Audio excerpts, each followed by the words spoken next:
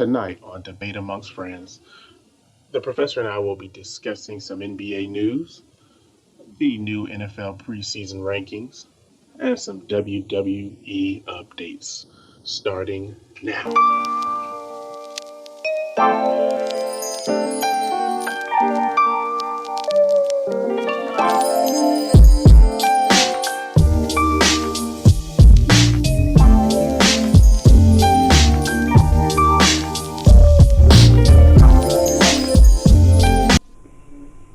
Welcome, ladies and gentlemen of the internet. This is Debates Among Friends live on Mixlr. Like us on our Facebook page at Debates Among Friends. Tonight is the 15th edition of this podcast, and we're glad you decided to join us on this Wednesday evening. I am known as the Professor, and joining me is our resident PhD of controversy, the Doctor. Doctor, are you ready to get started? Controversially ready. All right, let's get straight to it. We're going to jump right into it. We have some NBA stories to discuss about, some debates within there, so let's get ourselves going. So, Professor, someone got paid this week.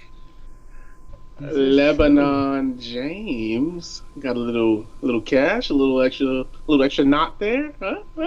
Which is so strange, because have you not noticed that no one is really talking about LeBron James's offseason? I mean, granted, I'm pretty sure everyone thought that he was going to stay anyway. He wasn't necessarily leaving.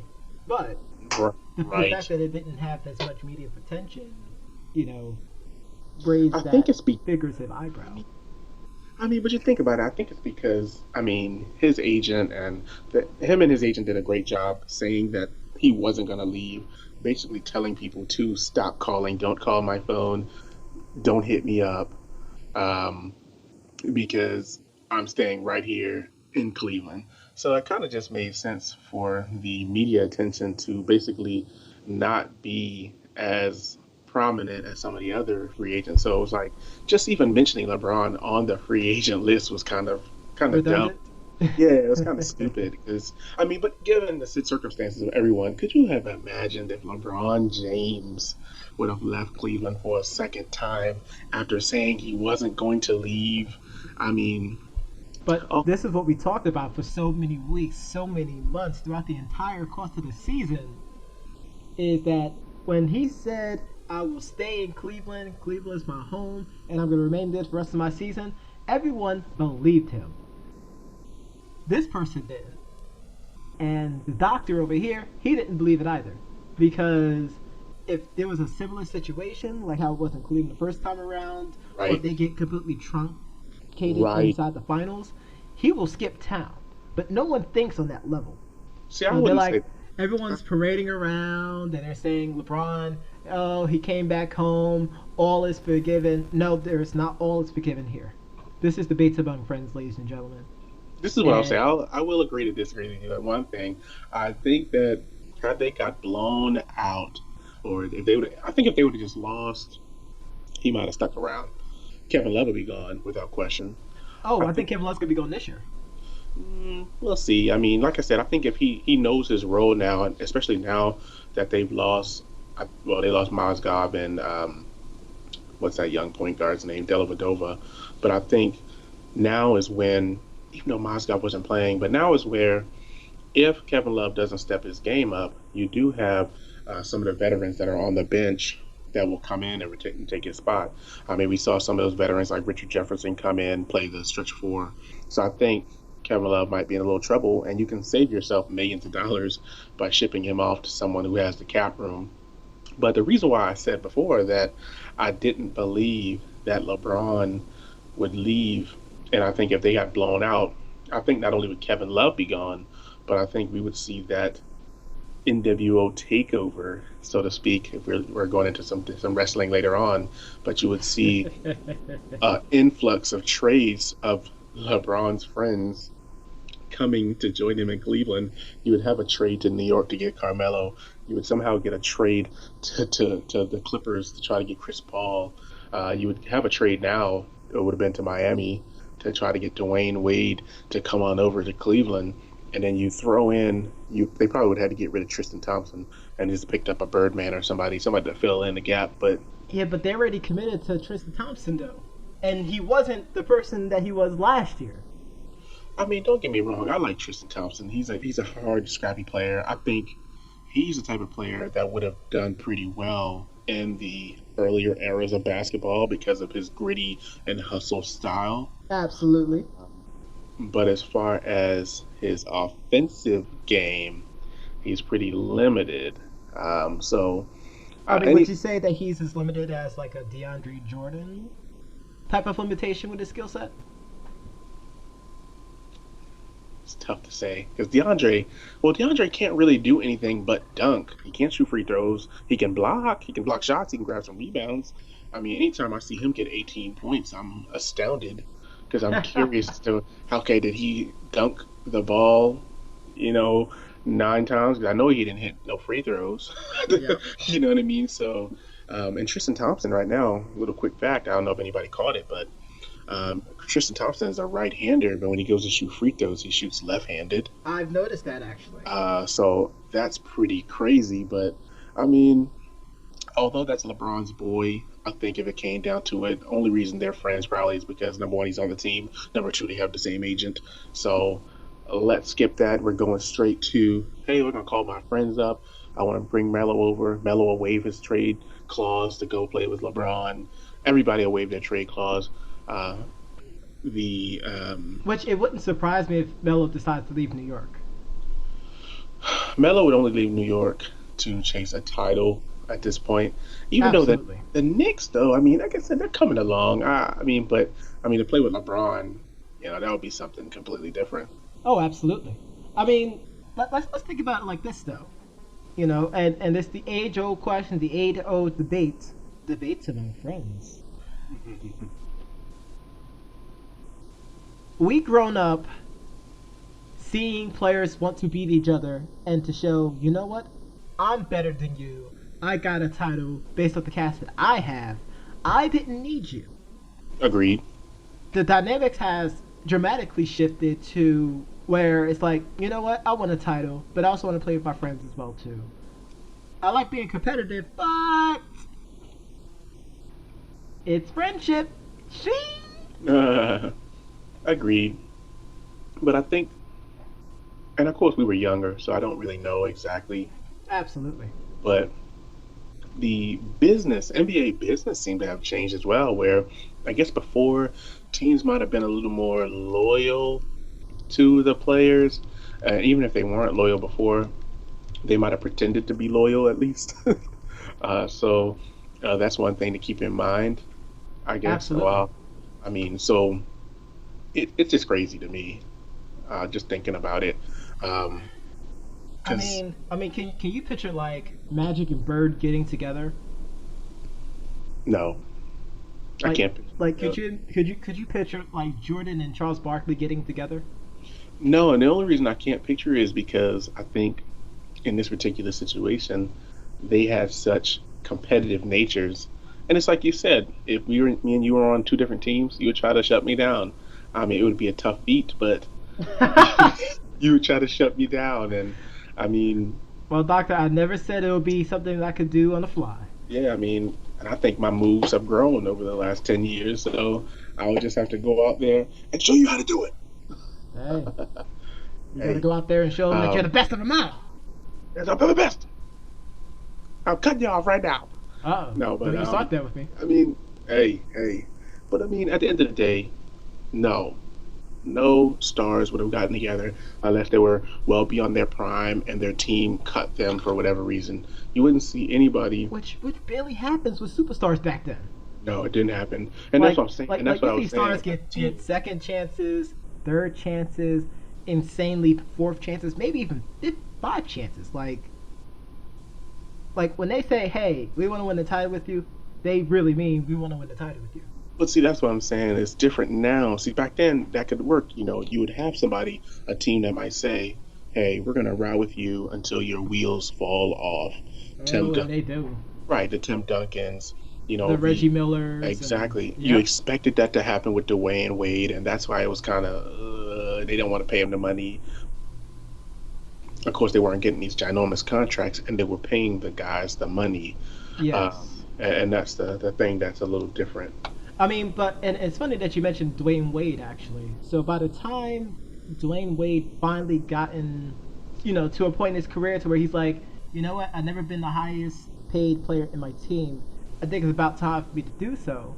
A Mm, la Kobe Bryant in his last contract, $24 million for 44 million for 2 years. mm-hmm.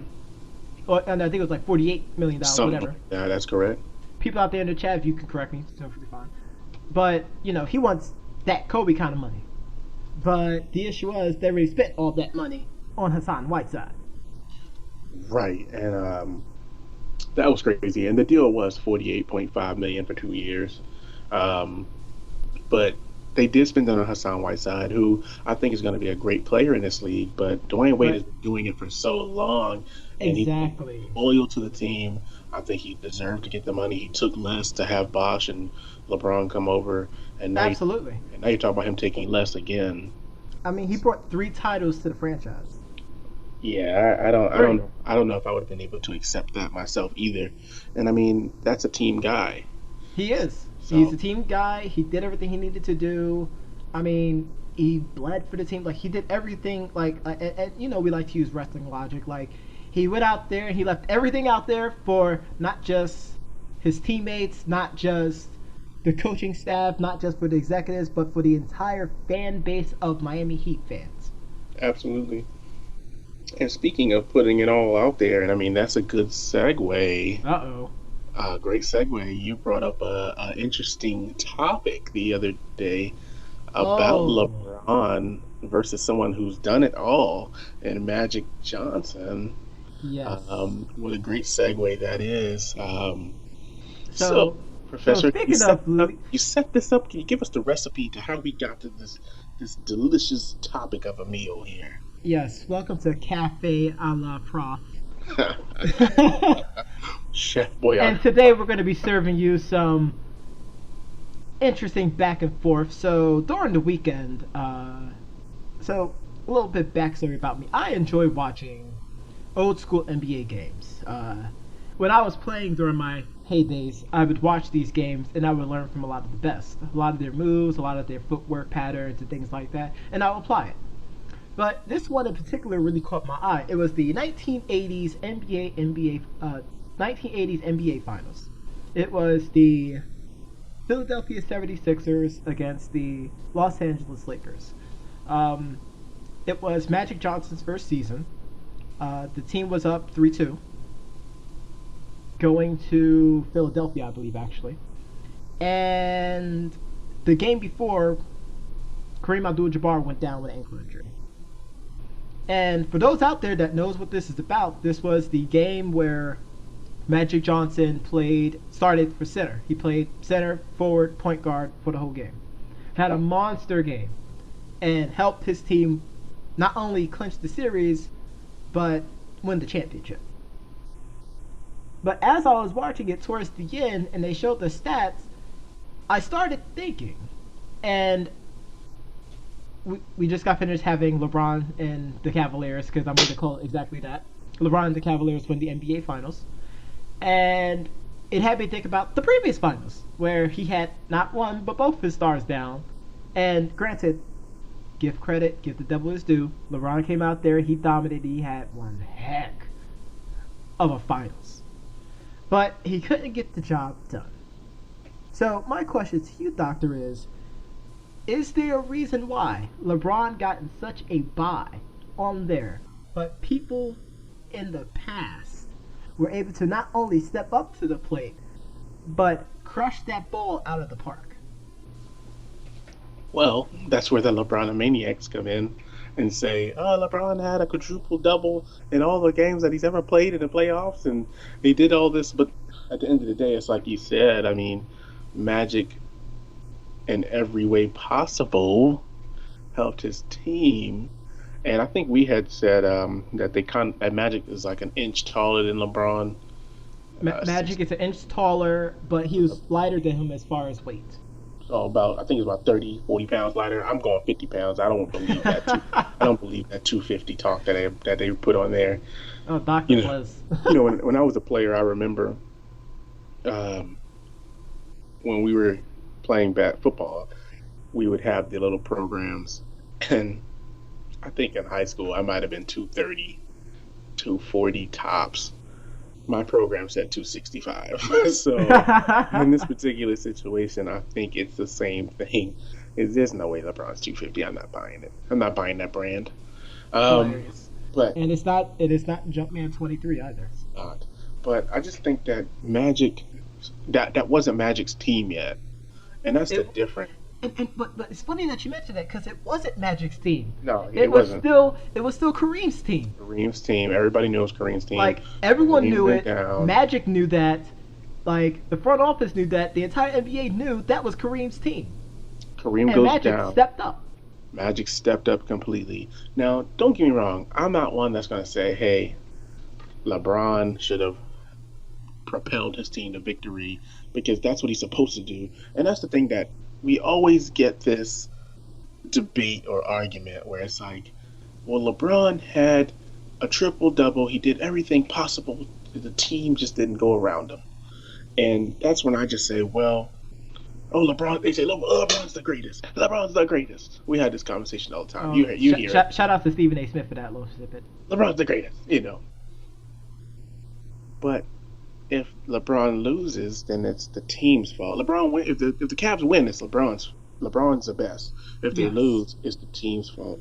And that's where, That's the MO for all the LeBron maniacs too. yeah, because it wasn't like that. And It it's was so baffling though. because when the Bulls lost, Jordan always put up his numbers, and the Bulls lost. Of course, hey, Michael did everything he could, but if they lost, it was because of maybe a defensive breakdown or Yep. whatever the case may is. But in Yep. this particular situation, LeBron did not lose. LeBron always wins in this situation. Absolutely. LeBron always wins. Absolutely. And that's why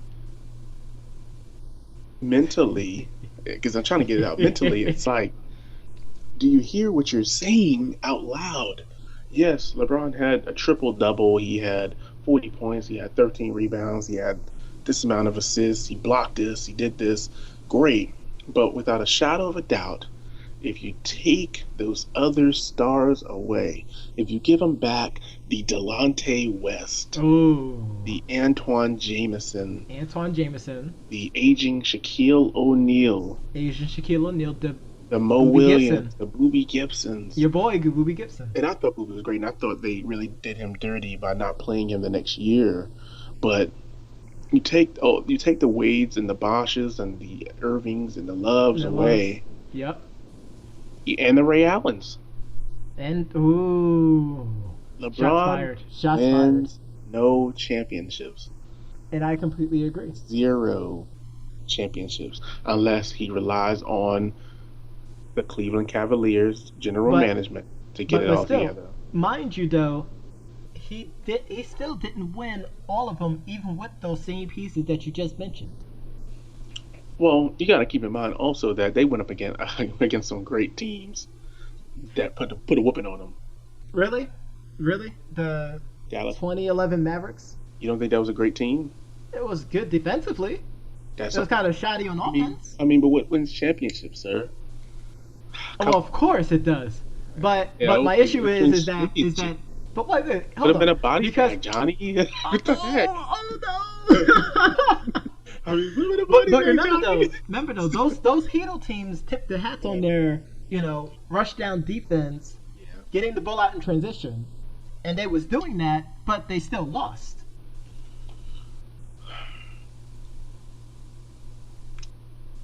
The Mavericks. It was the Mavericks time. It was the Mavericks time. I mean, No, if you and I think- completely agree. If anything, the Mavericks deserved that victory, especially what happened in 2006. Exactly. I mean, when you think about it, the Heat were a great team. They're going to go down as one of the best teams. Oh, absolutely. They'll go down as the best team in the 4-year span to go 2-4 in the finals. Well, 2-2 if you want to put it like that. But when you think about it, I mean, Think about it like this: they would have been 1-3 without Ray Allen's 3-point shot because they was outclassed that year. honestly, and that's the thing about it. Also, you got to keep in mind that also, if LeBron does, if he stays in Cleveland, again, the ripple effect changes everything. Chris Bosh, Absolutely. what does Chris Bosh do? Does he stay in Toronto? Does Wade, does somebody else go to Miami? Actually, Maybe Bosch would have Melo, went to Houston. He would have went to Houston. maybe Melo goes to Miami. You Yep. know what I mean? Maybe Kyrie doesn't go to Cleveland. Kyrie goes somewhere else. We never have the what Andrew Wiggins trade. Nope. We never have a whole bunch of things. Kevin Love probably stays in Minnesota or goes somewhere else. Maybe goes to Boston or something. So LeBron leaving Cleveland was really good for a number of teams, including the Mavericks, who won a title against them. Yep. Um, But I but mean, think about it like that though. I mean, the Spurs, the second go around against Miami in the finals, wiped them clean. they did. Like, okay, to use and for those out there that understand esports terminology, they beat them free. Salt free too. Not even That's when salt free. Like it was LeBron gluten free. It was Gluten. gluten free. I mean, I'm just saying, it's just one of those things where when they lose, it was you just sit there and you'd be like, "What the heck is happening? This is quote unquote LeBron." Exactly. But then they'll say, "Oh, Wade, oh, that Mario Chalmers, he should never have a basketball in his hand." But it's like, come on, you have Mario Chalmers. I mean, that's it. Exactly. It's like Yeah. no matter what, you just can't win. Right, exactly. So that's where this conversation kind of ends. I mean, Magic did it as a rookie. He did. He was in a good situation, but even when the chips were against them and they lost their best player, he stepped up and dominated. He did. And that's what makes Magic one of the greatest. But let's get off of this depressing topic to another good debate. Absolutely.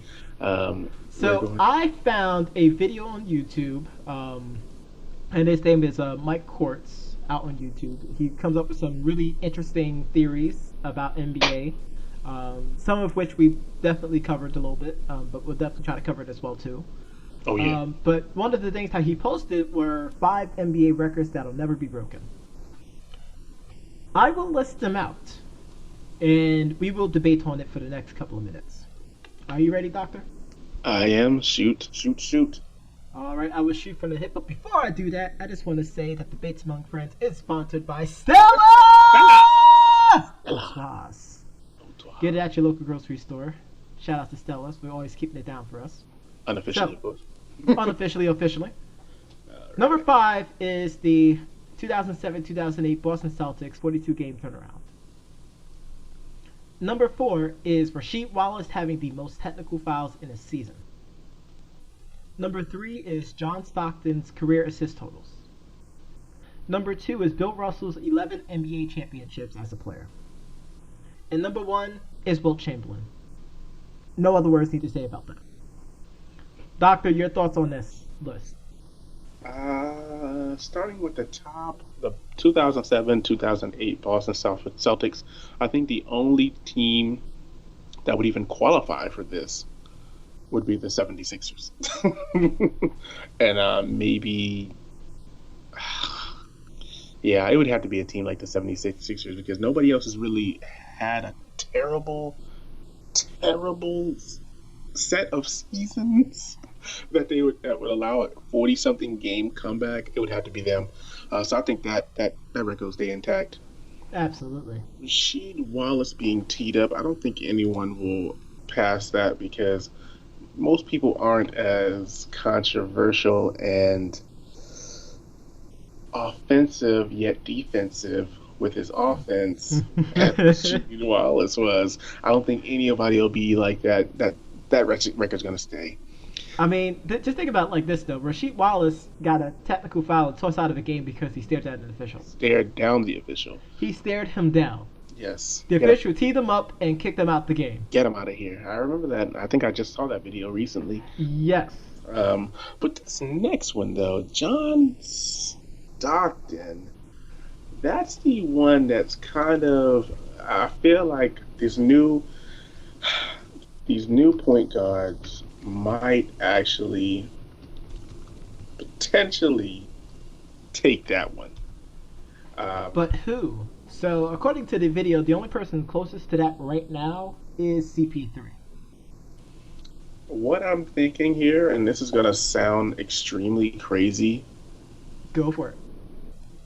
I'm thinking it's going to potentially be Russell Westbrook. Okay. The only reason I say that is because, especially now that Kevin Durant is gone, and I mean, obviously, I have to go back and look at the amount of years he's been playing, the amount of years he's have left, of course, bearing injury, but he plays the game really well. And now that KD's gone, he's going to be dishing the ball a lot more, maybe, but he's going to be setting his teammates up with some sweet passes. And I'm going with Russell. If anybody's going to do it, it would be Russell Westbrook. Um, I'm just not sure if anybody else is as pass friendly. Of course, CP3, because I've never really liked CP3's offensive game in the NBA since his earlier years. I mean, So, right now, Chris Paul has 7,600, almost 7,700 assists in his career. you talk about another almost 70, 78, But 7,900, he would have to average at least 8 assists a game for like the next eight. What? next 10 years maybe. He's not playing for another 10 years. I did not see Russell Westbrook's name in the top 50. Well, he's young still. That's why. LeBron James is number 18. I don't know if LeBron will beat that. Magic Johnson's number 5. Number 4 is Mark Jackson. That's a good one. That's a good But one. number 2 is Jason Kidd, as we all know. And number 3 is Steve Nash. Steve would have passed it. If anybody would have did it, it would have been Steve. And I It think would have been Steve's, but Steve only had 10,335 assists. you got to keep in mind those last 2 or 3 years he did remain injured. So right now at 27 years old, Russell Westbrook has 4,453 assists. And some of those years that when he wasn't injured, he was getting about between 5 to 600 assists per year. Absolutely. So I mean, he might finish if he continues that. He might, if he does it for another 10 years, 6,000. I mean, he's gonna finish pretty close to top 3 or 4 if he continues the trend and stays healthy. Because this past year he actually had 834 assists, which is a career high for him. So imagine without KD, he might have less, but I really think he's still going to get at least 5 to 600 per year. Absolutely. And now, think about it though, because when KD was hurt, he was getting a lot more assists. Absolutely. He was Mr. Triple Double. He was, and that's why I say that, because the guy goes out there and he wishes and dishes. But I mean, that's that one there. I mean, the other two, I'm not buying it. Nobody's doing 11 championships. 11 championships in a career. No. Like Bill Russell had 8 straight championships. Maybe fantasy football championships. I don't even know about that. And clearly, if anyone out there who knows someone who won any kind of fantasy league for 3 years straight, I mean, definitely let's put him on the show and we can discuss some stuff on there. But 11 I doubt it. championships. I doubt it. And then obviously you can see, I mean, Kobe's 80 point performance was probably the closest we're gonna get. I mean, think about this. He has the highest scoring average in a single season in NBA history. Yes. 44.8 points in a season. I mean, it could be, of course, a lot of people would say it's the era in which he played and the level of competition. And Don't care. You know why? Because it's right there in black and white. Those are numbers. Literally black and white. Literally. If you watched it, it would be in black and white probably still. Yeah.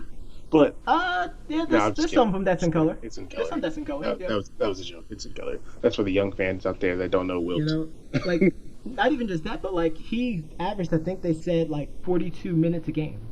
Like he never left the floor.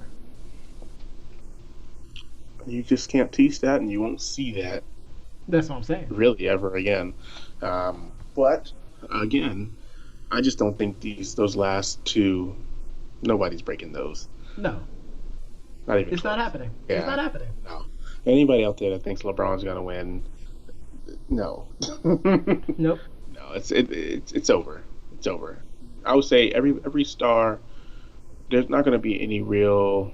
I don't think there's going to be any real major dynasties. I think it's going to be back and forth. For the next couple of years. I don't think anybody's winning three straight. I think it's going to be all kind of back and forth. Like the Spurs are going to win one probably next couple of years.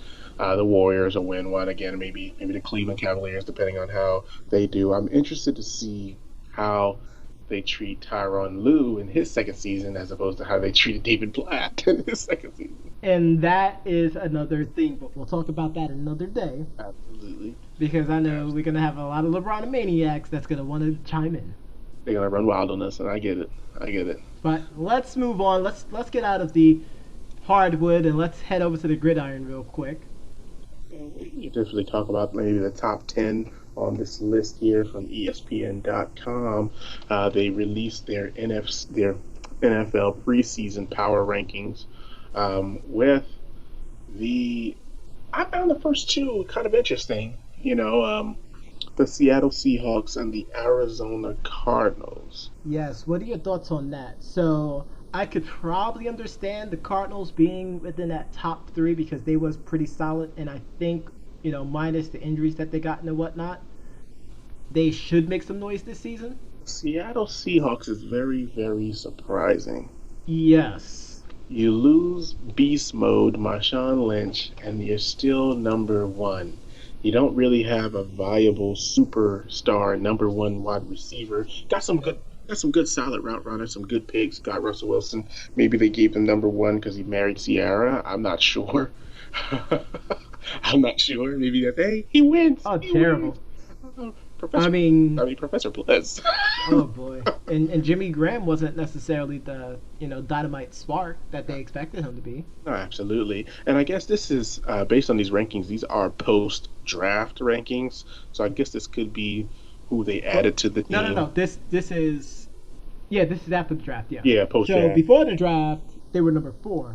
Right after the draft, but right now, as they're heading towards the inside the preseason, heading towards the season, they're now ranked number 1. And that's crazy because when you look down at the next one, you got the New England Patriots, who I would assume they're number 3, and they'll probably drop a little more because Tom Brady is suspended for the first 4 games. But even still, I mean, Bill Belichick is going to go out there and really, really put a game plan around this young quarterback. Jimmy Garoppolo. And I think he's going to be fine as long as it doesn't rain, because I saw that he was having some problems with the wet ball. But I mean, they should make sure they deflate it first.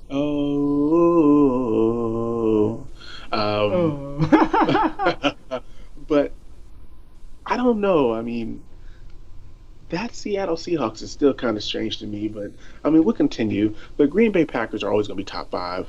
The one thing that we're looking forward to, obviously, Jordy Nelson's coming back, but the major factor here is going to be Eddie Lacy. Lacy slimming down. You're right. Down, I think, because I mean, there was a lot of runs where he was rolling down there like a little bowling ball or a big bowling ball. Can't say little because that'd be an oxymoron.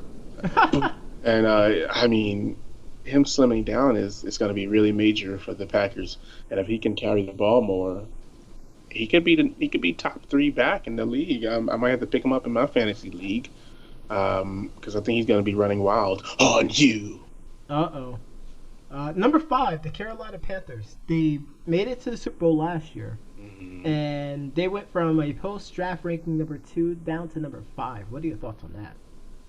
Is it more because they lost their cornerback? I don't know, because the Panthers were I don't think so, because I think they got some really, really good young corners. Got a chance to watch them the other day, preseason. And I really think that they're going to be good. They're getting Kelvin Benjamin back. They do have another young receiver out there. They always have some great running backs. I think, if anything, they might not go 15-1 again because I think the No. NFC South is going to be tough. I think not only the Bucks, of course, not just because I'm a fan, but I think the Bucks are going to be better. I think the Falcons are going to be better. I think the Saints might not be marching in. Yeah, the Saints might not be marching in because they're saying that Drew is having a hard time this year, so I'm not sure if they'll be Well, they're marching in saying on that he's losing a lot of arm arm talent. strength. Yeah, Yeah. so they're going to be doing a lot of dink and dunk, and I don't know. It might be time to sit them down and get ready for the new era. The Pittsburgh Steelers are always going to be top 10. It's Yeah. all depending on Le'Veon Bell, of course, missing some time. See how Big Ben handles some of his progressives. And Absolutely. I mean, first of all, shout outs to Big Ben excuse me, I and sneezed there. Antonio Brown for helping Space Mountain win his fantasy Oh league last my year. goodness. Yeah, excuse me there. I had to sneeze. I don't know. It was like dust in here or something. But yeah, I think the Steelers are always good. The defense is Number 7, though. the Bengals always have a pretty good defense. Their problem is Andy Dalton. Really? I think they just need a good receiver. No, Andy Dalton. Andy Dalton plus. They have AJ Green. They need another good receiver. Oh, they had what's his name? Mohamed Sanu. Mohamed Sanu. They had not Marvin Williams. Oh, God, what's his name? Marvin Jones. yes. I was like, wait a minute, Marvin Williams. And Marvin Williams is on Charlotte. I've been playing 2K too much. They have Marvin Jones. I mean, he has good receivers. They had Gresham. They had some other tight ends out there, Eifert. No, it's Andy flipping Dalton. It's Yes. fight. It's coming to an end for him. I mean, he's really got to step it up, or he might be out of there. Now, this next one This next one definitely is rose a lot of eyebrows. doozy. Oh my God! So you're starting Number 8 is your reigning, chicken. defending Tastes so good. Super Bowl champions of the world, the Denver Broncos. I just got 2 words for you. Mark Sanchez. Mark Sanchez. Or as people call him, Mark Sanchez. Mr. Butt Fumble himself. Mr. Butt Fumble himself. Ladies and gentlemen, Mark Sanchez. Yeah! So you get Mark Sanchez. You don't pick up. They could have easily went out and got Ryan Fitzpatrick.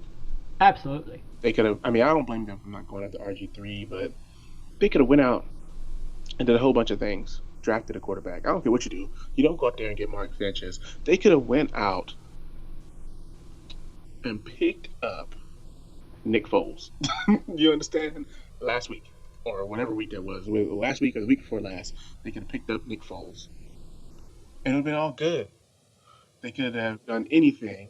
But to top that off, I mean, you go out there and you don't sign Von Miller back, and Von Miller is your best defensive player. You don't sign Von Miller back. Now he's out of shape, most likely, even though he might have been running, but he's out of game shape. Now he's not gonna practice. He hasn't practiced for all these months. He's gonna go out there cold, might play in the second preseason. But then your starting corner shoots himself in the leg.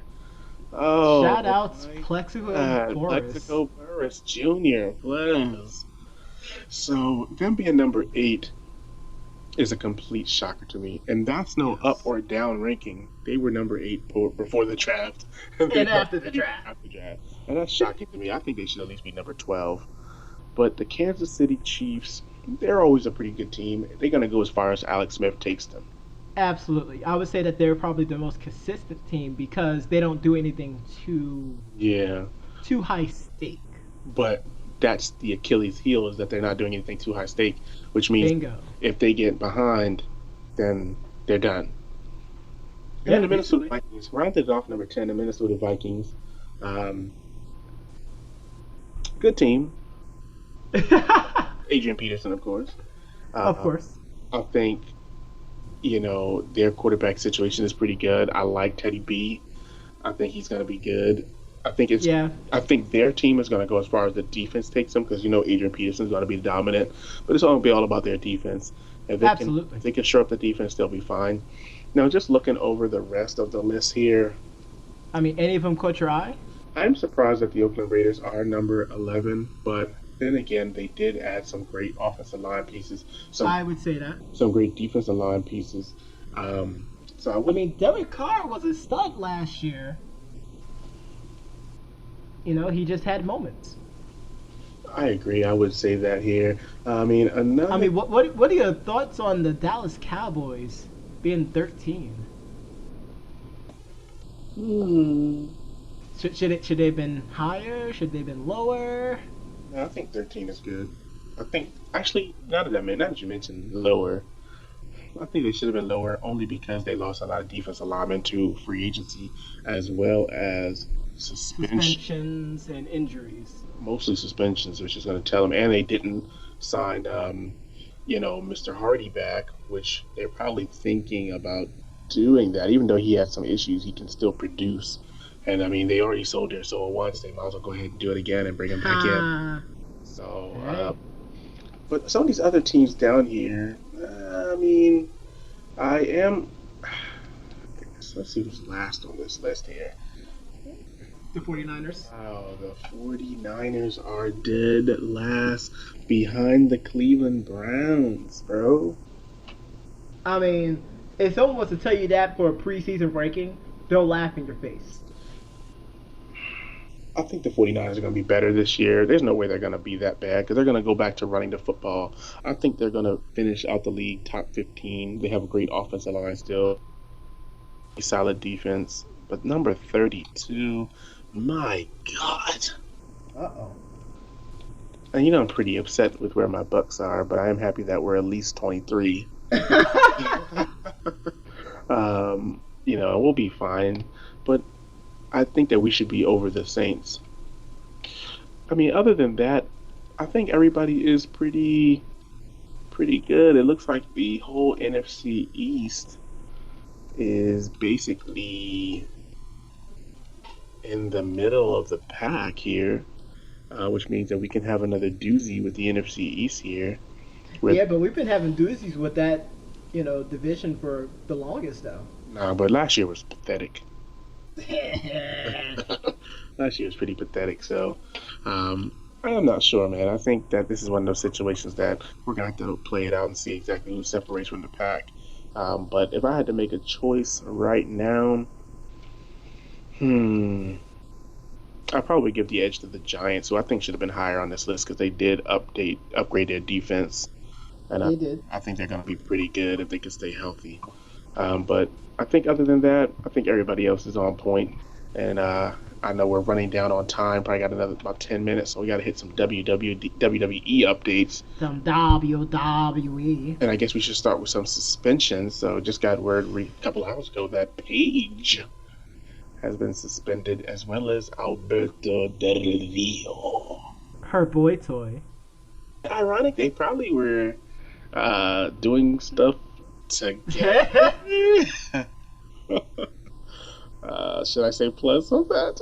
That is a plus moment. I mean, how crazy is that? They must have took a trip somewhere and said, "Hey, you want to smoke this?" I'm just saying. I got nothing to say there. Hey. But the suspensions come around. I mean, it's crazy that because they're in a relationship that they both got suspended on the same day. I mean, no, absolutely. I mean, it wasn't as, I guess, shocking, air quotes, as anyone but you, Roman. Yeah, that was shocking because he was in the middle of a freaking title run. Exactly. Wow, you got to rewrite that. But that's so crazy to me. And speaking of crazy, how about this Stone Cold Steve Austin podcast who had the champion on, Dean Ambrose, and threw him some zingers? Tell him about that, Professor Plug. It was very interesting, and then it became very awkward. And I think part of me and part of the people out there probably wanted that to be a real shoot. versus like, hey, this is real life. This isn't fake at all. But Stone Cold, as much as I respect him and respect everything that he brought to the table, his constant digs to try to have Dean open up about his childhood increase that. Oh, get the shovel, Johnny. Put him in a body bag, Johnny. It increased the tension between the two because after a while, I mean, Dean really didn't want to talk about his upbringings, and part of me kind of understands that. Right.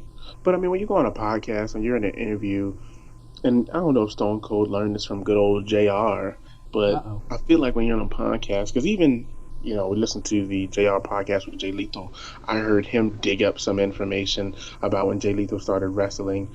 And in this particular situation, he was asking Dean about some personal stuff, which I think as a podcaster or as a overall journalist, a lot of times you're looking up this information to see how you can make the conversation a little more interesting.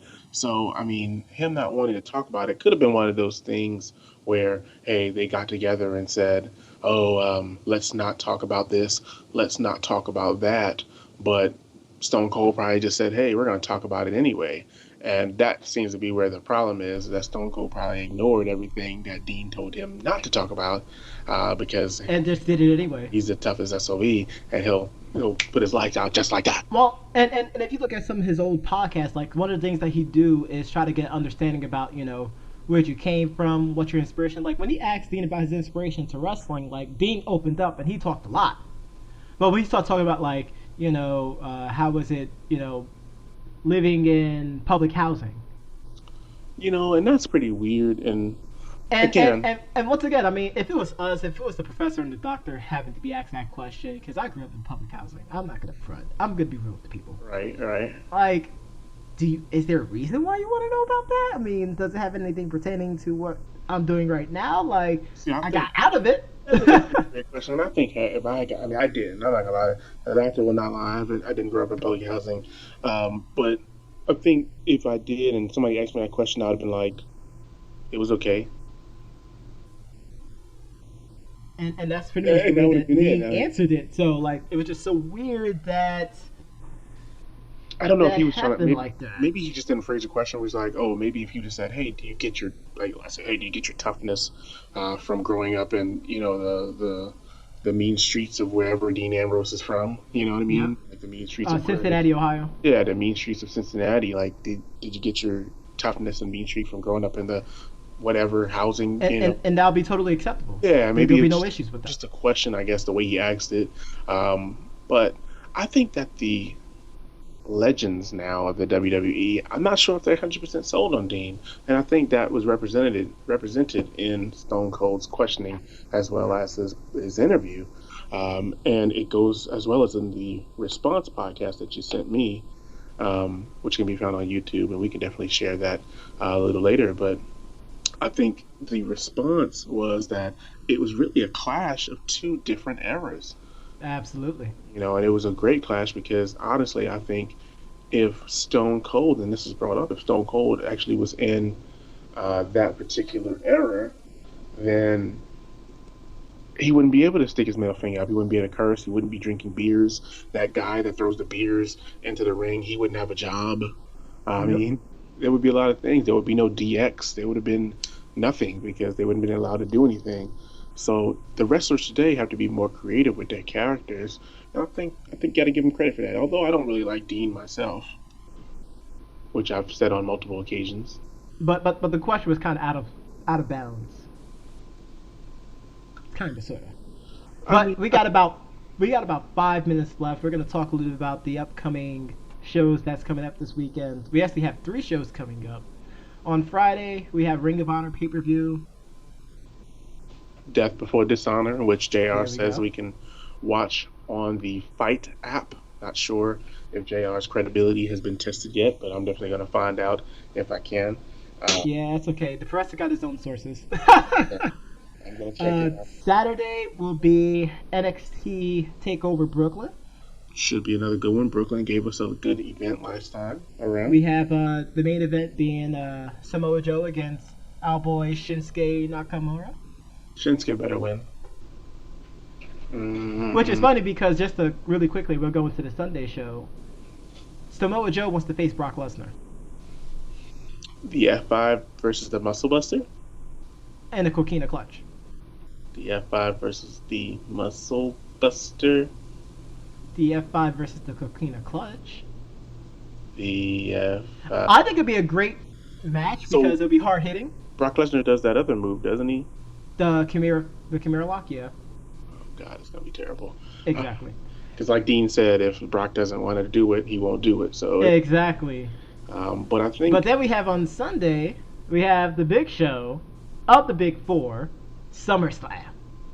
Oh. And right now we're gonna leave this moment for our special segment called Predictions with the Doctor.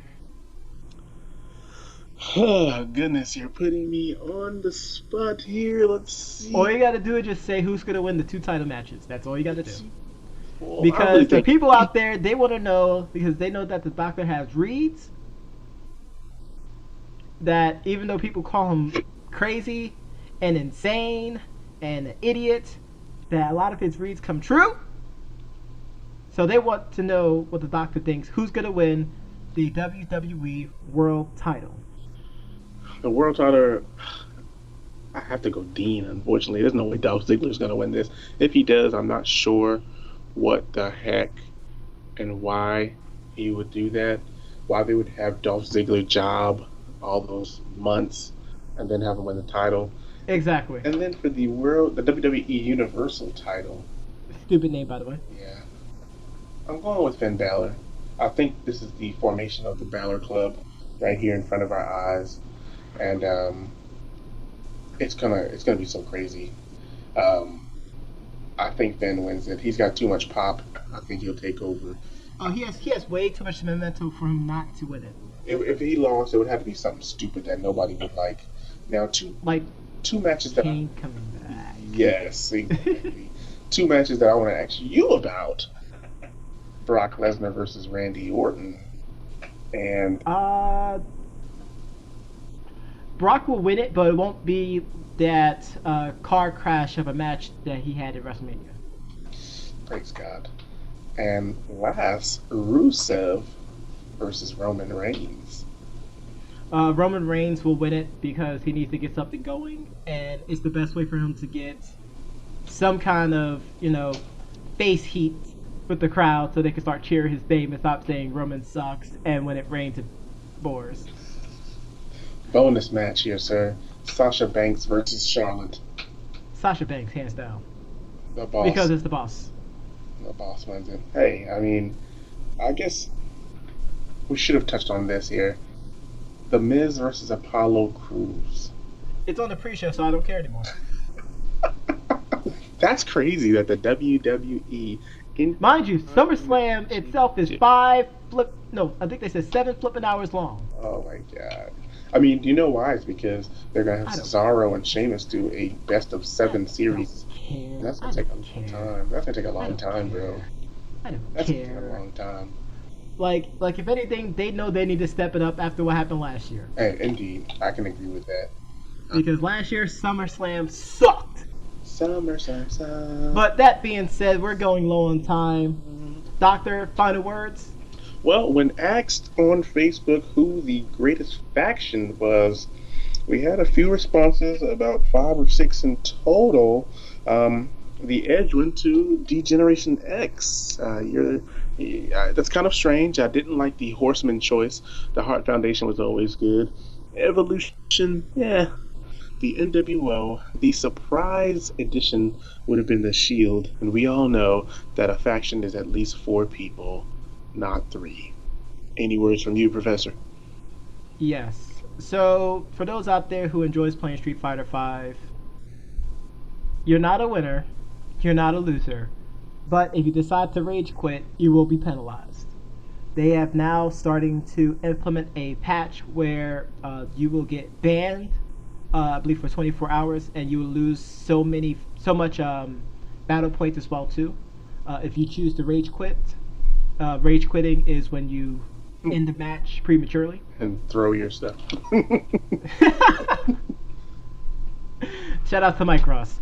that being said, ladies and gentlemen, we're going to leave you with this track from one of my favorite artists. He's no longer with us, but his name is Nujabez. It's from his Motor Soul album, and the song is called Eclipse featuring Substantial. Once again, I am known as the Professor. And I'm the Doctor. And we'll catch you all next week. Peace and love. Deuces.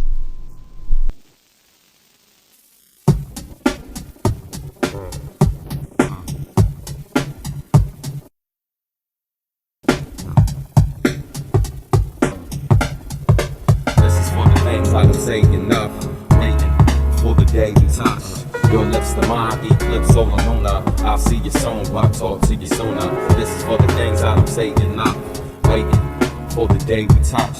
Your lips to mine, eclipse solar lunar. I'll see you soon, but I'll talk to you sooner. Do you honestly believe I turn my back on you and leave my true love all alone in this cruel world? Where every single solitary day I do my best to secure a future for me and you, girl. Cause it is all about you, it's been all about you. Seconds feel like millenniums when I'm without you. But my mama said there'd be days like this and ain't that we can do. That's the way life is, but it's been weeks since I felt your lips. And I'm a fiend for my queen, so I need to fix. Only for now, I settle for these talks on the phone. But I cut my arm off for a moment alone with the one that I cherish, whether in Rome or Paris, Amsterdam or Japan. Please know that I am think about my baby as much as humanly possible. And I know you're frustrated cause life has too many obstacles. This is for the things I don't say enough, waiting for the day we touch. Your lips to mine, eclipse solar lunar. I'll see you soon, but I'll talk to you sooner. This is for the things I don't say enough, waiting for the day we touch. Your lips to mine, eclipse solar lunar. I'll see